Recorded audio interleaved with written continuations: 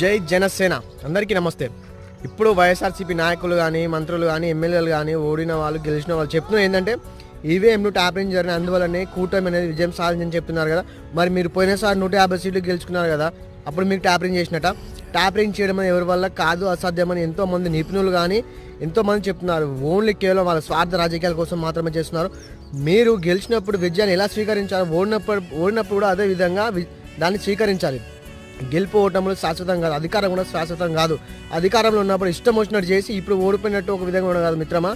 ఈరోజు అధికారంలో మేముండొచ్చు, రేపు మీరు రావచ్చు, అంతే తేడా. తప్ప అధికారంలో ఉన్నప్పుడు మంచి చేయాలి, ప్రజలకి అయినా ఎవరికైనా సరే. అద్దాలు దోచుకోవడము, రౌడిజం చేయడము అలాంటివి కాకుండా చూడాలి.